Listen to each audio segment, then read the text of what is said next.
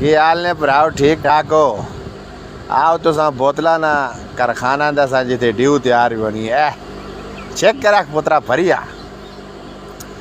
खालस due जी ही तको मजे नाल पियो आप भी पियो तो बचे में बुलाओ तो सीधा कब्र गेर लाओ। ये तको जी ये ड्यू तैयार पे होनी जी सस्ती ते असली स्ट्रिंग आ गए जी जेड़े हर बच्चे हथ नपी बनी है ये मशीना जी। हाँ भाई की नाम है तेरा?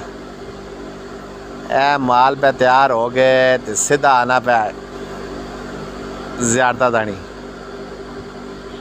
ये तको और जालम ने पुत्रो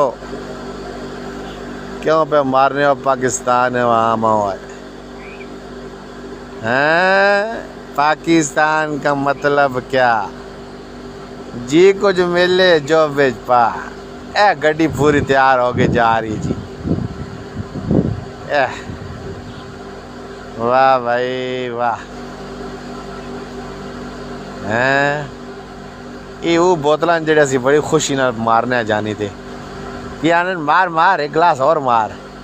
ये देखो कितनी भैन यकी है ते नौकरी सारी कच्ची है वाला